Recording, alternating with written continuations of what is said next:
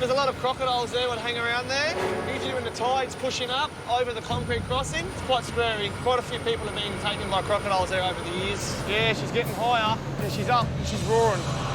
We must go now, or we're not going to make it at all.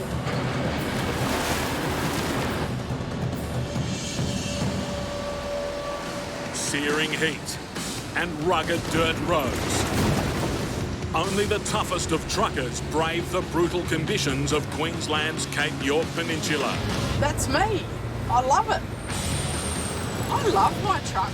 Who wouldn't want to drive one of these? It is an awesome piece of machinery. After years of hard graft on remote cattle stations, Sharon Collins is no stranger to the harsh conditions of the outback. I love coming through here because it's just a beautiful part of the world. Sharon's been an outback trucker now for over a decade. She's a member of a select club.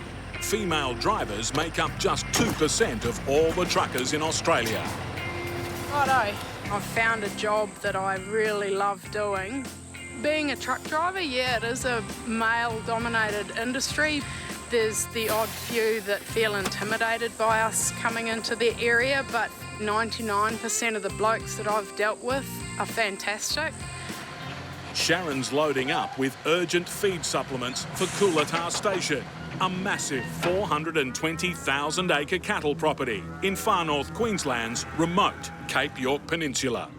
This time of year is always a harsh time of year because it's so hot. Every animal struggles with the heat. This year's drought has left the station struggling to feed their cattle. We haven't had a lot of rain, so there's not a lot of feed around. So the more that we can take them and the more that they can sustain themselves on that, then, yeah, you get home and you feel a little sense of accomplishment. Sharon's hauling a 24-tonne tanker of molasses, First trailer loaded. which provides vital protein, minerals and sugar for the hungry cattle. A second 12-metre-long trailer is carrying 22 tonnes of dry feed. I love this trip. It's a good, fun trip on the dirt. We'll hit the Utan Road, which is pretty hilly, pretty windy, dips and dives. There's a fair bit of stress that goes involved in hill climbs. It's not long before Sharon finds trouble on the road. He's got his triangles out and he might be a little bit broken down. Make sure he's okay. Hey, buddy. What's going on? The hill was a bit steep. You want this one chucked over, or? Yes. Michael's just had a bit of drama. He's been too heavy to make it to the top of the hill. So he's split off his lead trailer and taken it up and come back and hooked on to his last two trailers. Good luck. I pull over for anyone. I don't care who it is. He looked like he was puffed out, and mate, I'm not going to drive past him and freaking wave. You're turning off onto the infamous Utan.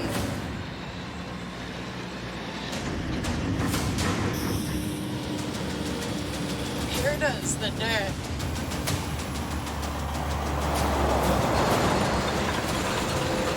Fun and games begin.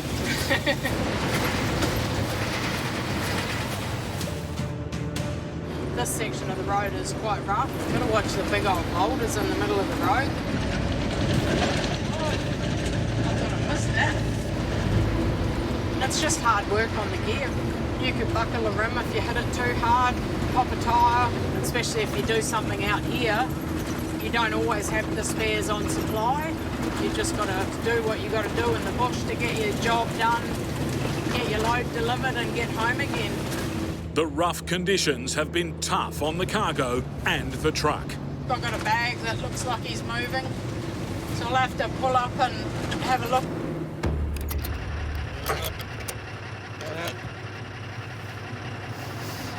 I can smell the diff. The strong smell suggests the differential is close to overheating. It's a vital component of the truck's transmission. Man, that's hot. Anyone want eggs for lunch? It is a hot day, so it's to be expected. But you shouldn't be able to smell it, and I can smell it, so it's not good. With over 300 k's of punishing dirt to go and the temperature tipping 38 degrees, it's a problem that could cripple the truck. But for now, Sharon has to focus on a more immediate hazard.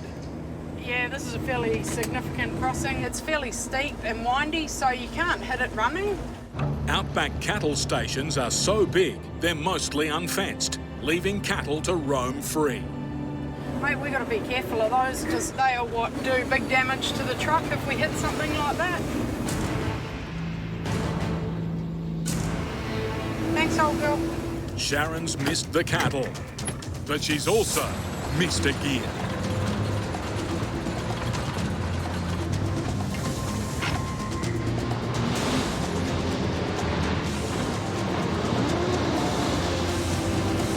We're going to make this one, boo-boo. I don't want to get stuck coming up there. Not by myself, not with the road trainer. As you can see, straight into bogged to get out. In bogged, the truck's lowest gear, Come on. the 1,000 horsepower road train claws back momentum. And we're out. I don't like using bogged because it means you've missed a gear. Sharon passes the Utan Road's first real test. We've got a couple of hours of dirt left. We're pulling hard and it's rough as guts. The diffs are still a little bit hot, so we might have to slow down a little bit again. If Sharon pushes too hard, an overheated diff could cause catastrophic damage and disable the truck hundreds of kilometres from the nearest help. This is the Lind River crossing. This narrow causeway over the dried-up riverbed is only centimetres wider than her truck and ends with an incline. You don't want to fall off the side. Sharon has to attack it at speed to make sure she gets up the other side safely. If you haven't got a bit of pace up, it will drag you back in.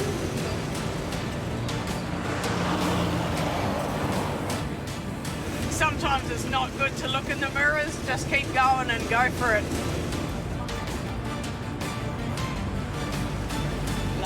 Lug it, come on.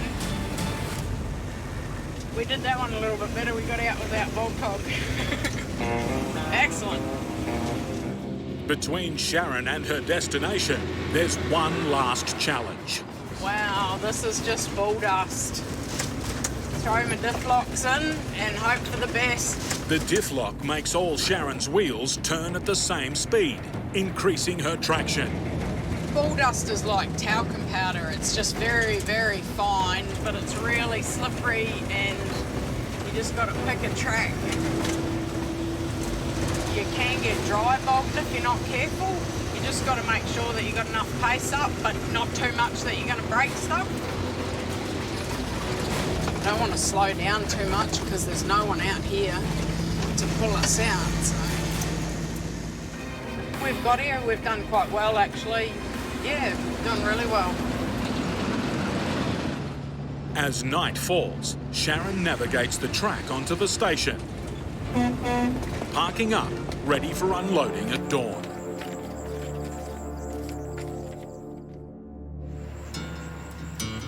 At first light, Sharon checks the diff after it threatened to overheat on the previous day's long drive. That could be the issue. Filter was a bit loose, so it's been dribbling a little bit. No, good. Happy with that. Before the day heats up, Sharon empties the 24-tonne tank of molasses. It's a nice time of the morning, eh? It's nice and cool.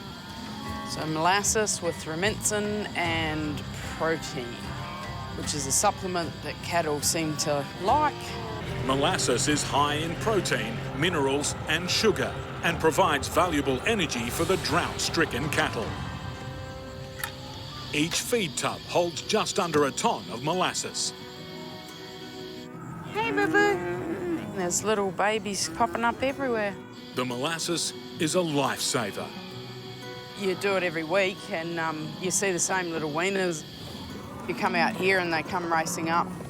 Come on, Bye, boys. You sort of want to take every one of them home because they're struggling out here.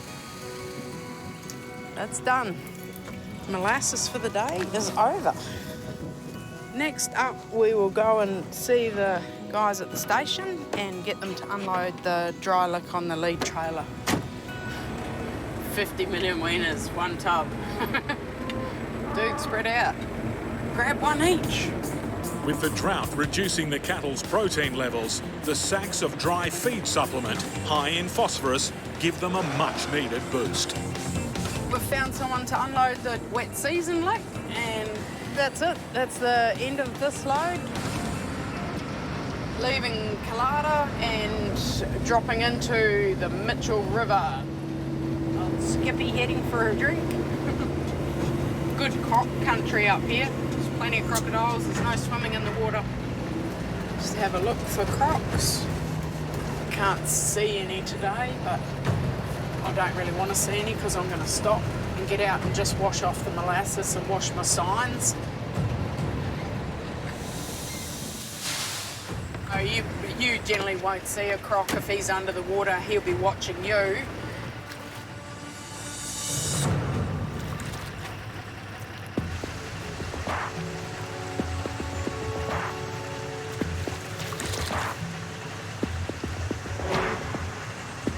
They sort of sneak up on you if you're not careful.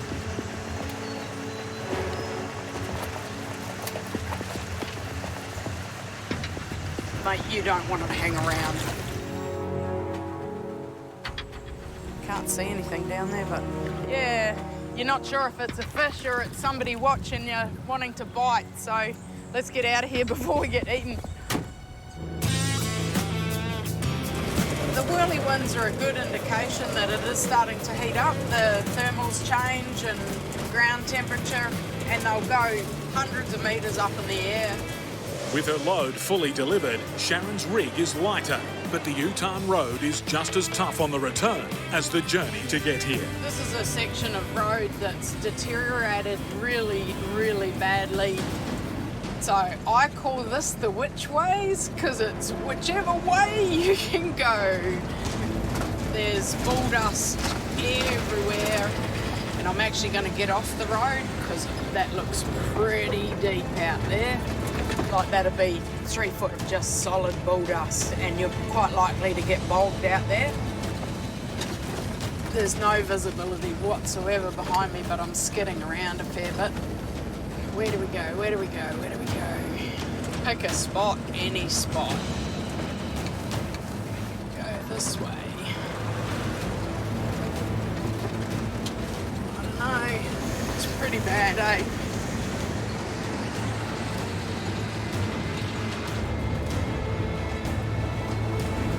That's it. We made it through. Whoa.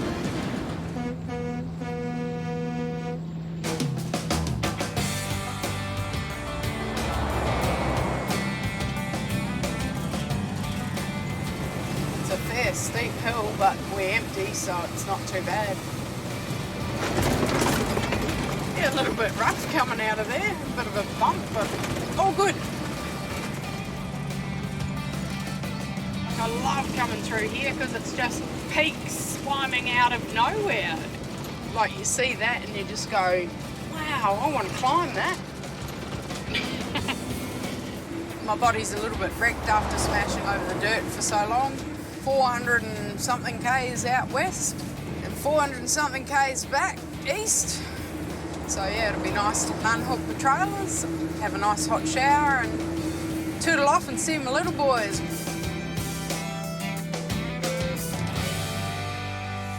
These are my boys. Sharon's made it home to her 2.5 acre outback property on the Atherton Tablelands in Queensland. We've got Bert and Ernie. Bert and Ernie are really my best mates at the moment.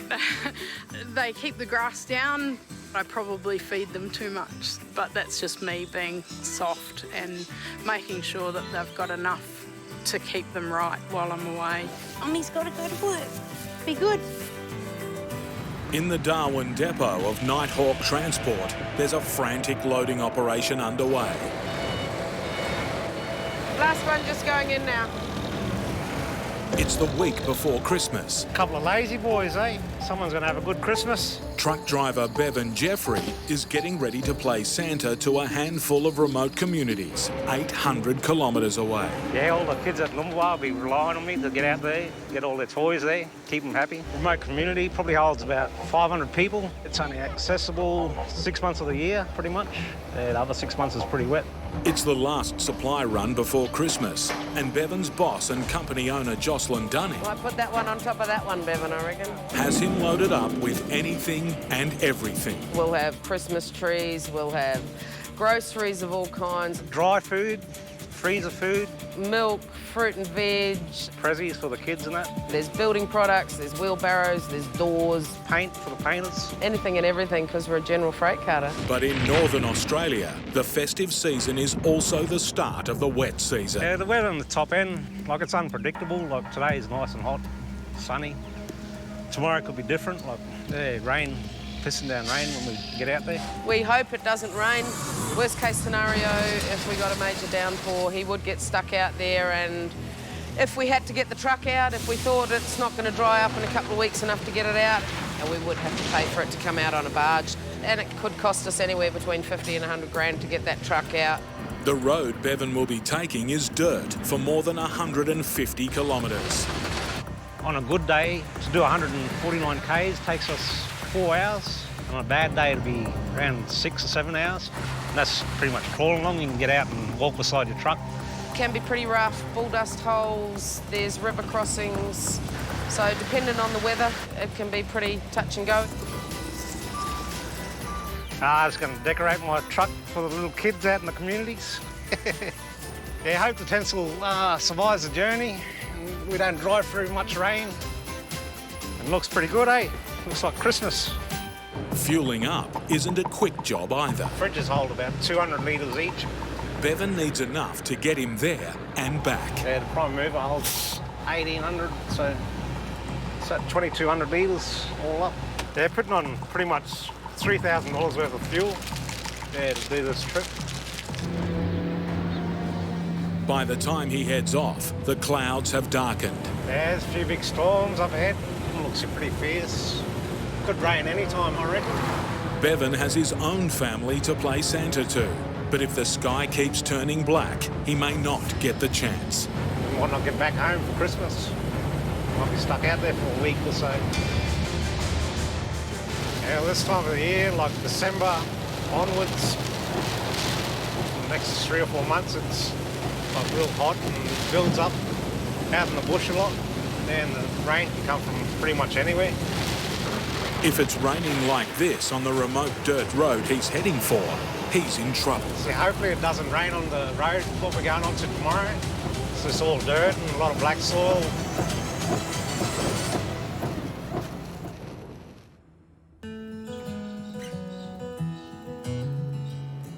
At the company depot in Katherine, Bevan's seen out the storm. He now has to tackle the toughest part of the trip. Yeah, this is a good bit of highway. It doesn't last very long.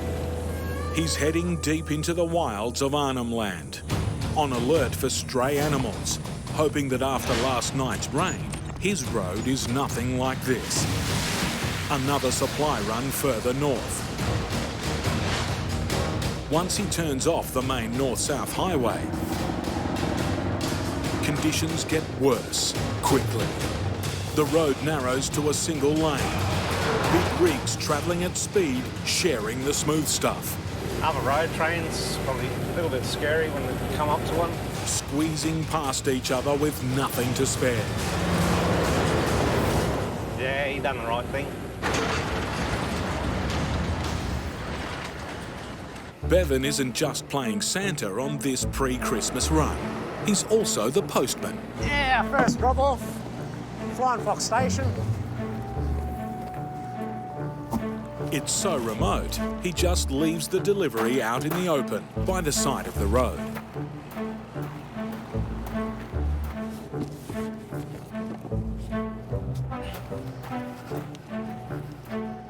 or maybe behind a tree for extra security.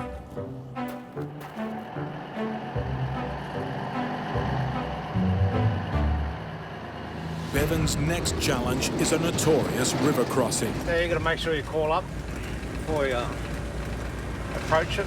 Manoeuvring his oversized rig across a long, narrow and submerged causeway.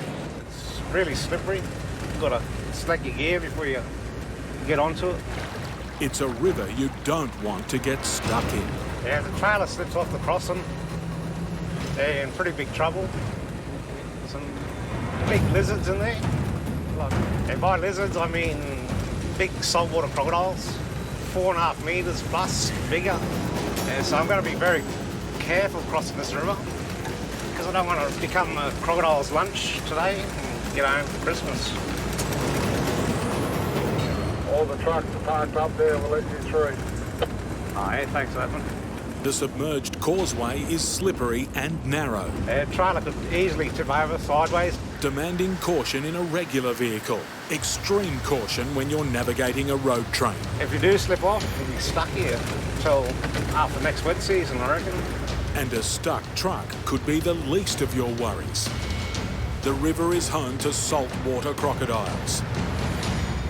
The most famous in these parts is this 8-metre monster, christened Old Charlie, one of the biggest crocs ever seen. Thought by locals to still be lurking somewhere in the depths. Yeah, they stay pretty well camouflaged. It's pretty hard to see until they're biting you.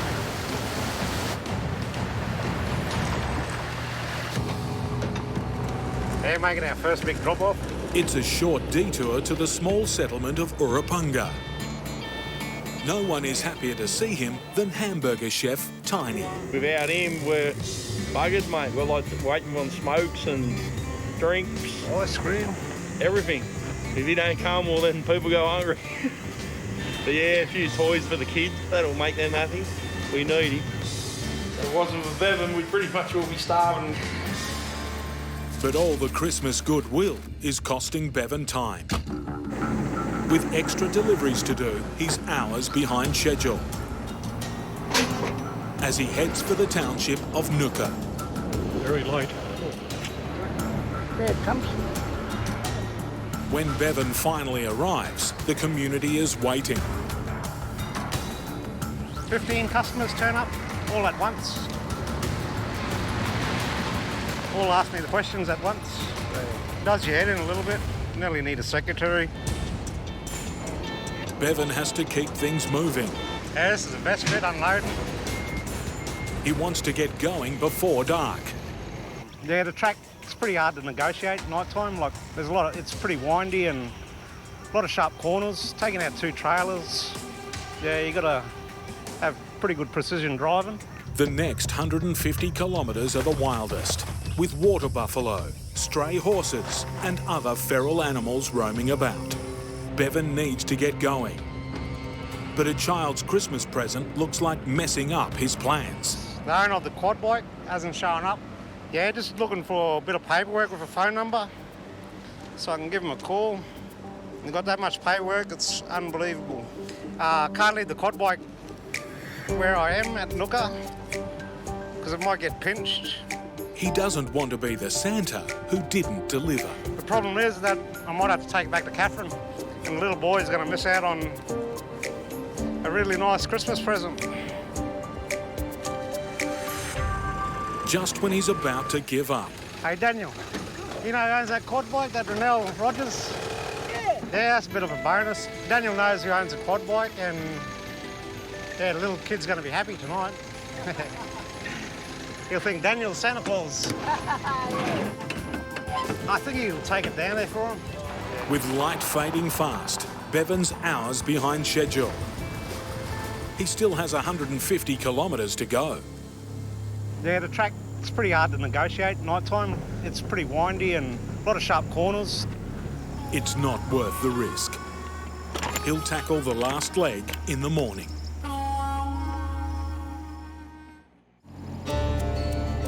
Even in daylight, it's slow going. Yeah, you've got to have a bit of patience. This last 150 kilometres can take a day to travel. if you don't run into any trouble. Yeah, the bull dust, it makes life pretty tough. Pretty much like talcum powder. Drive through it and it just puffs up. Makes the visibility poor. Wherever you pull up, see a water hole and that, go wash your face and that, there's more than likely be a crocodile in it. Yeah, so it's not a very good idea to go near any of these water holes out here on this road. They've all pretty much got a saltwater crocodile in them. Bevan's now a day behind schedule. Yeah, I had to slow right down now and hope the road don't get any worse than this. Yeah, could be behind time again. And the people of Numbulwar are starting to worry this last delivery before Christmas isn't going to happen. Well, there's a heap of people here. Yeah, we were expecting the truck to come in yesterday, but obviously it didn't turn up. Well, I've got 5 blokes here painting. It cost me a small fortune to keep them here, you know, as they've got no gear to paint with. Don't help, does it? I absolutely need the Christmas presents for the little children, because if they don't have them and we leave today, they're going to cry. Down the track, it's rough going. Bevan's not making up any time. Until he gets a Christmas present of his own. A grader smoothing the road. Travelling well, getting a couple of bumps out of the road. Ah, you done a pretty good job back there. Ah, nice. Yeah, thanks, mate. We'll catch you on the return. Yeah, too easy, mate. Yeah, well, the timing couldn't be better. Been bouncing over this road all year. Been waiting for that grader, yeah, a long time. It's good to see him out here now. Made my day. After 2 days of bone-rattling bashing through the wilderness, Bevan finally pulls into Numbulwar. A day late, but it smiles all round. Oh, wonderful. That stuff's here. Yeah. Beauty, brother. Yeah, I think everybody's happy to see me. I'm getting the last bit of gear before Christmas and... Santa's arrived, and Christmas can proceed in one of the remotest places on Earth. Very, very happy to see the truck. Hopefully there's 6 boxes there. Lazy boys are ladies' present for Christmas. I'm just doing the delivery. I'm Santa Claus. Wouldn't be much of a fun Christmas without nappies. Feel very satisfied today. Like, got into Numbulwar and everyone got their stuff, what they've ordered, and seeing the smiles on their face, and it made me happy to make them happy. And now I can go home to my lovely wife and kids and enjoy Christmas myself. On the outskirts of Cairns in northern Queensland, long-haul specialist Turbo has his eyes on the skies. Storm clouds there. That's the snot I'm heading into. The 47-year-old is on a time-critical mission, delivering a load of building materials into the heart of the world-renowned Kakadu National Park. Jabiru is smack bang centre of Kakadu National Park. In Australia's torrid tropical north, the rainy season's in high gear. This is a time when most truckers are escaping the big wet. But Turbo's heading into the eye of the storm. Because it's the wet season and it's flooding, weather radar is now saying that there's also a cyclone coming. It's a journey more than twice the width of Texas, and Turbo needs to do it in 3 days. His 9 tons of freight is urgently needed to build a medical centre. Something Turbo could do with right now. He's nursing a badly bruised arm. It was caused from getting tangled up with the chain. On this trip, Turbo will need all his strength. Ahead are flooded rivers and closed roads. Yes, it does make me nervous. Where I can be trapped between 2 river crossings or 2 creek crossings, and that's a place you don't want to be because nobody can get to you. With a small transport business to keep afloat, getting marooned on this voyage could leave Turbo's business high and dry.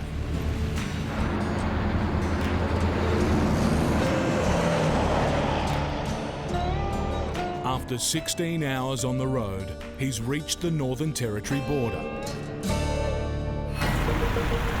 But the news isn't good. The main road to Jabiru is blocked. He has no choice but to try a different, more hazardous route.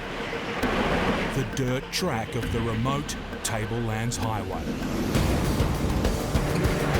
It's a very risky chance I'm taking. My life and my rig. Just a few kilometres in, and his first hurdle. A small creek, now a fast-flowing river. Yeah, it's flooded. So I'm going to suss it out. In Australia's tropical north, getting even close to the water's edge can be dangerous. Croc-Infested. This is all crocodile infested through here. Little croc right there. That's what it looks like. Is it or isn't it? Nah, it's a log. While this croc is not, the threat remains. Time to grin and bear it. Using himself as a human dipstick, Turbo wants to check the water depth. But this road is definitely slippery when wet.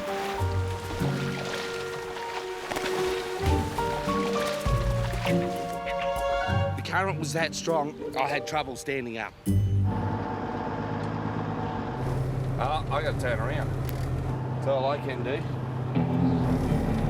Most truckers would admit defeat, but not Turbo. He's got one last trick up his sleeve. Let's see what it's like if I reverse through. Crossing the surging water backwards. My trailer's 15 metres behind me, so if my trailer goes underwater, that's my gauge. That tells me what's happening before I put the truck at risk. This time, it's his trailer that's the dipstick. This way, Turbo hopes to protect his truck's engine. That would be in the trailer. But get this wrong, and he could lose his load and his truck. Trying to get a gauge of how deep. It's about 1 metre deep here. But I'm trying to get myself up on hard stuff. Yeah, no, we're not doing it. It's just not worth it. Turbo needs to get out before he drowns his engine. But something's wrong. Literally bogged in silt. At times like this, if you don't laugh, you'll cry.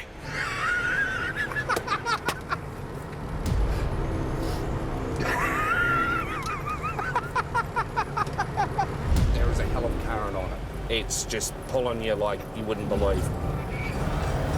If he can't free his wheels from the river's muddy grip, this could be the last resting place for his $90,000 truck and the last nail in the coffin of his business. Turbo must get out, now or never.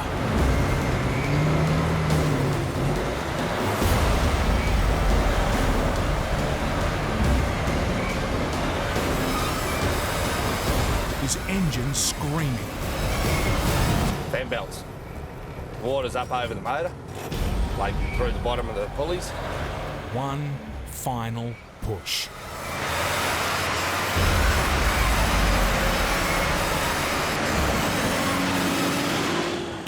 That was the water level. He may have failed to cross this river, but Turbo won't be defeated. He heads back to the main highway and hopes to find a way through. I'm going to have to take the chances. That's 50% chance it's open or a 50% chance it's closed. The further Turbo drives, the worse the flooding becomes. And now, there's a problem with his truck. I reckon I've snapped an alternator belt. Damn. That is not good at all.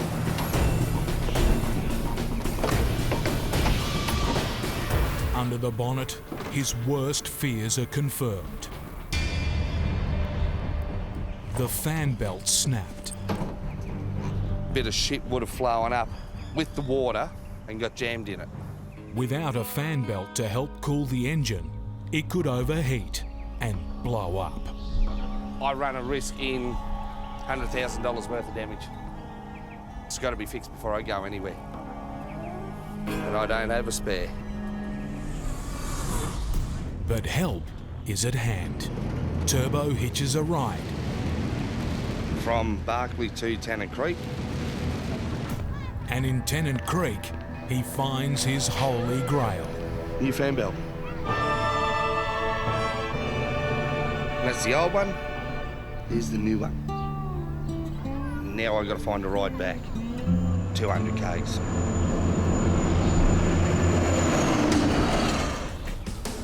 Back at his truck, the repair has cost Turbo time and money.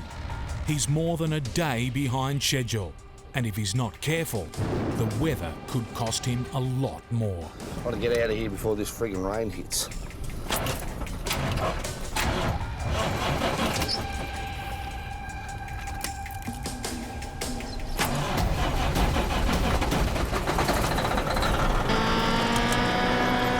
Fan belt's fixed. It's done. We can get out of here now. There are two cyclones, one on either side of me, that are going to converge. That's going to absolutely inundate this place. Now the pressure is really on to get to Jabiru, get this freight off, and get out of there as quick as I can. His client's waiting, but the weather's not. Water over the road. And yet the funny thing is, I was told, roads are open, there's nothing wrong with the roads. Yeah, right. This time, Turbo isn't stopping. He's overdue and wants to get this load through. I would very, very strongly say if you did not know the road at all, don't even attempt it. Such a massive body of water moving fast could have washed the road away. I don't know exactly what the road is like underneath. It could be washed out completely.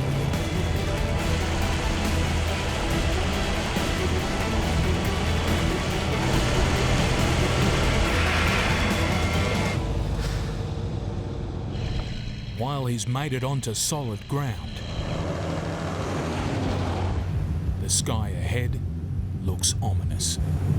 Straight over there, big black rain cell. 30, 40 minutes of a constant downpour. Floodways are going to just about be impossible to pass. So I need to try to outrun it. It's sort of just on, well, I'm just skirting on the edge of it at the moment.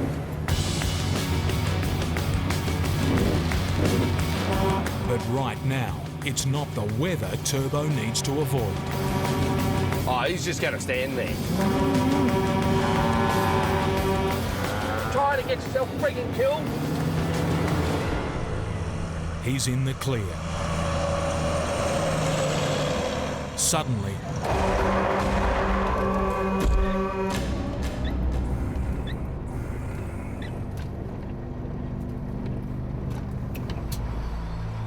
skid marks on the highway have Turbo feeling sick to the stomach.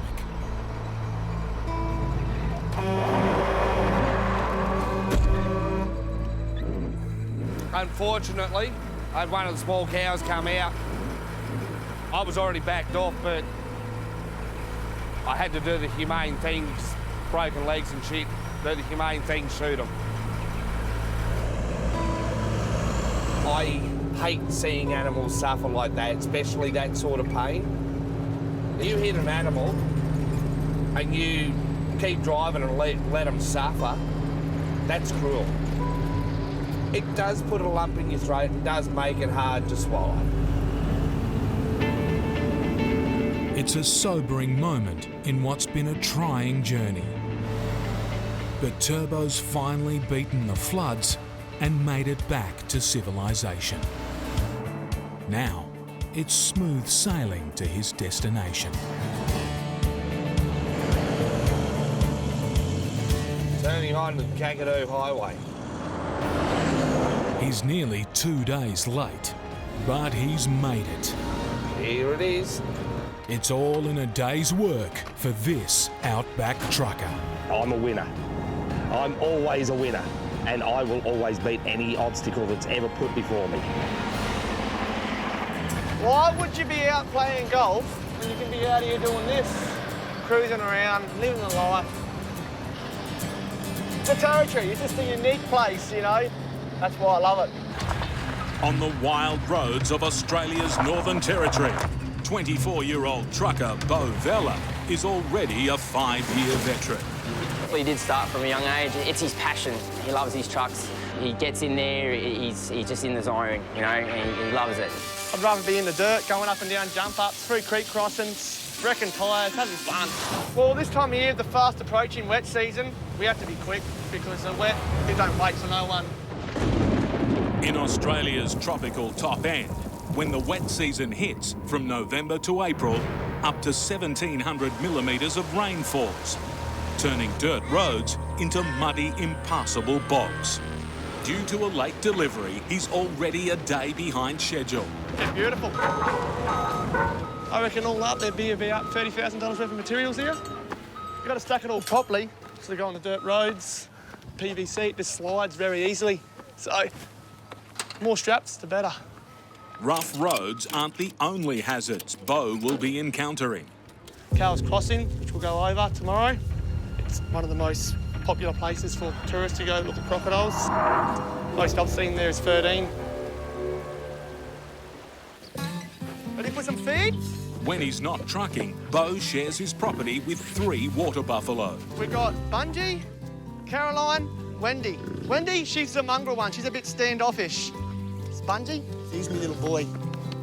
Some people could no longer have him because he ate $6,000 worth of plants in their garden. So he got kicked out. Come here and eats all my trees instead. Go on, run away. Got the back and mow the grass. Before Bo can hit the road, he still has to pick up 27 tonnes of cement from another yard, making work manager Gibbo increasingly anxious about the schedule. I hate it when we're late. We never miss a deadline, or we very rarely do. It just costs us money when we do, so it's got to be there on time. Returning with the cement, Bo has bad news about the air brakes. This park brake keeps blowing out air, so I'll have to get a new one, I reckon, and throw it in. Hopefully get one early in the morning, otherwise... Nah, man, we can't. We've got to get going. We've got to get going tonight. Those guys are waiting on that pipe. Why does this always friggin' happen? Yeah, truck's fixed. So that's one job to do ticked off. Still a heap to do, but... The pressure's still on. At the last minute, there's an addition of bollards and fencing materials. Mate, I don't know if you've seen the time yet, but it's 9 o'clock, all right? We've got to get going. Righto, give me the hurry up. We're currently running about a day late, but hopefully we can get up there all right. Ready to go. Gonna check all the straps, chuck the stuff in the truck, and I'm off. I'm out of here. All right, let's do it. Yep, let's get out of here. Let's rock and roll!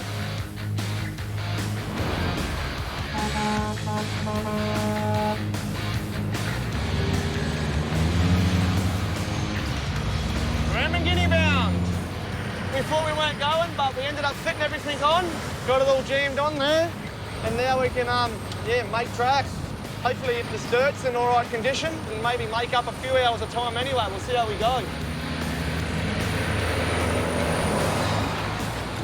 Crocodile National Park. Yeah, this is South Alligator River. Looks like it's high tide too. That water's pushing in. Hales is about an hour away, so hopefully the Cales Crossing, the East Alligator's not up. Otherwise, we'll be waiting for the tide to go out. Yeah, Cales Crossing, that's our first crossing we'll come to. There's a lot of crocodiles there that hang around there. Usually when the tide's pushing up over the concrete crossing, all the crocs will be on the upstream side, they'll be hanging there. And they'll be waiting for fish to come over the crossing and get some dinner. It's quite scary. Quite a few people have been taken by crocodiles there over the years. Depending on the tides, it can get up to 800-900 mil deep, so I'd rather wait till it's only shallow and we just slowly crawl through, see how high it is when we get there.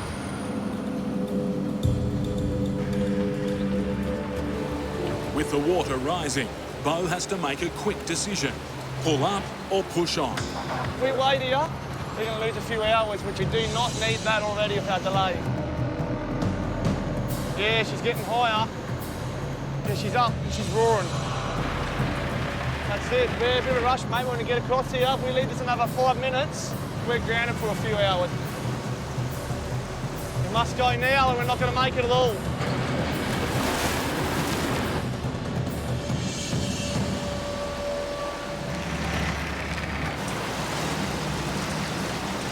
Hey, mate. Big crocodile. Rising real quick. We've got literally minutes to get across.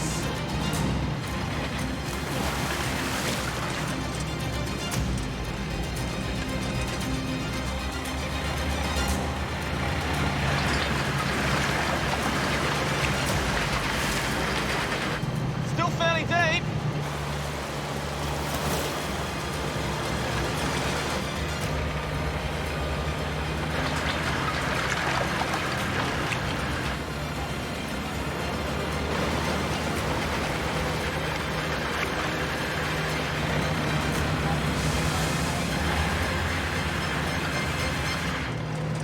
We're across anyway.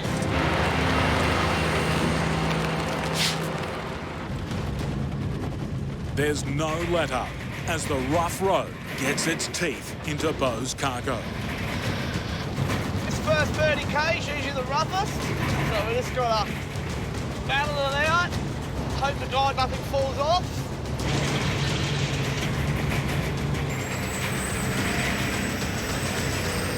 Hopefully this will be the last of the bad road.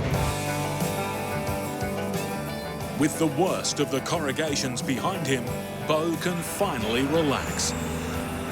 Here I am now, this is my second home. Out here in the dirt, enjoying life. Look at it, sunset, beautiful scenery. Yeah, I reckon we'll pull up pretty soon. And a bit hungry, so we'll book up a feed, have a shower, because I'm pretty clean from a shower. It's been a pretty good day. We've got a bit done, so I'm happy with that. Tomorrow, Bo faces the Blythe River, one that's beaten him before. Last time we went up the Blythe, we lost traction because the brakes were all full of water and I was real heavy, couldn't hold my weight. So I ended up slowly skidding all the way down the bottom back into the river. It wasn't real friendly. The guys weren't real happy when I woke them up in the camp in the middle of the night to come save me out of the river. It is what it is, I suppose. The joys of doing bushwork. I'd rather be out here than sitting in the city. All right, time to go have a bath, clean up. Bit grotty from today. I leave me water in the little toolbox on the back of the truck here because of the heat of the truck and the sun, it heats up so I get warm water. Hey, look, small barramundi. Gone. That tells you something. Where there's barramundi, there's crocodiles, so I've got to be very careful here. Lucky this one's only a little creek, so I'm going to stay in the shallow water and be ready to run fast. Oh, that's hot. Oh, that's beautiful. I feel fresh now, but I'm out of here. Time to go. Get out of here before the crocodiles come. Tomorrow, get up early and do it all over again.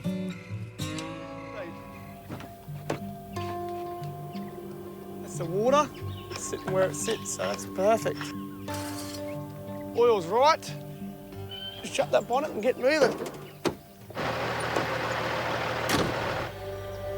A day behind schedule, Bo's about to take on one of the most treacherous stretches of the notorious Maningrida Ramangini Road. 62 tyres to drag through the sand. Bit of weight on board, but we're doing it. That's all this road is, up and down, up and down. Oh! Rattle, rattle, rattle, rattle, rattle, rattle. Shake the shit out of you. Oh, the road is definitely got worse here.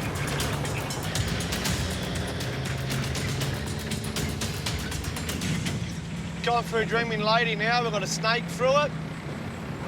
Just gotta go slow and steady, because it's very bouncy. You don't want to throw nothing off the trailer. There's a bit of a hole in it here. The murky water hides tyre-shredding boulders and holes that could tip a trailer. Yeah, that last trailer's leaning over a bit, but he'll be right. Absolutely beautiful. That all went well. We're just about to turn onto the Remingini turn-off shortly. Go up there, so that's sort of on the home straight. So guys out there on site, they're coming back in for a break because they've been out there for 3 weeks. They're going to have the weekend off. So they're flying out this afternoon. So if I miss them, it's going to be only me. So it could take me 5 hours to unload. Keep moving on. Next up, the Blythe. At the very top of Australia, the Blythe River winds its way through Arnhem Land and exits into the Timor Sea 175 kilometres later. Yeah, that's it. That's my nemesis, the Blythe River. We haven't had rain out here for a week, so it shouldn't be flowing. Hang on a minute. What's happened here? Uh-oh. Every year, half a dozen trucks get stuck here, trying to cross this forbidding stretch of water. There's a road train stuck. Very bad. Gonna be here all night. That was me 4 weeks ago. In croc-infested waters, a stuck truck is a scary flashback for Beau. 4 weeks ago, he was stuck at exactly the same spot. They've got a Land Cruiser hooked on it.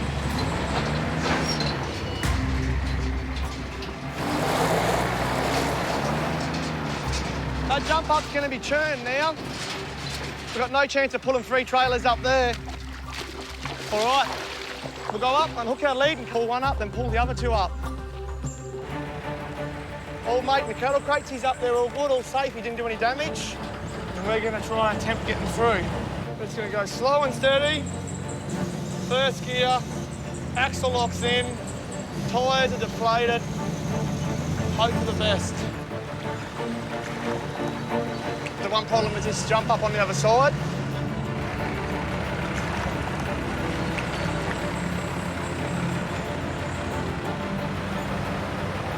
There's also sharp rocks in this crossing.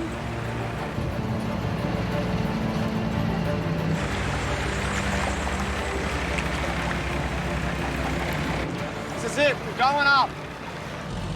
That rocking of the trucks when you can lose traction. Don't let me down. Come on. Don't stop. Couldn't have done it better if I tried. So we'll drop it up here, turn around, grab the other 2. Hopefully we should be right.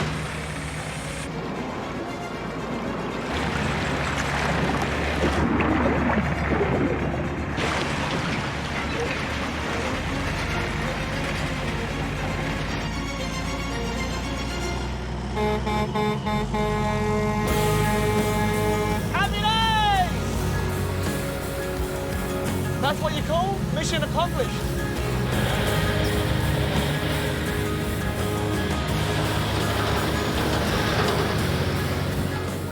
Beau's reached his destination, the remote Aboriginal settlement of Ramangini. Job site over there.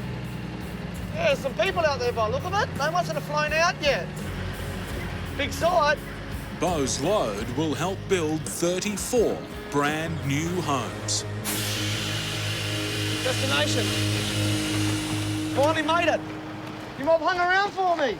Took your time. Took my bloody time, all right. Why not? You on hourly rate or what? When are you flying out? Now? Yeah. Plane's here now. I'm holding you up. I know the boys will help me. Looks like I'll get out early. The I've got 2 hours of daylight. Hopefully in that time I'll get all this unloaded. First light in the morning, out of here. And thankfully it all got here in one piece. All these pallets, they all carted well, all in all. Trip went well.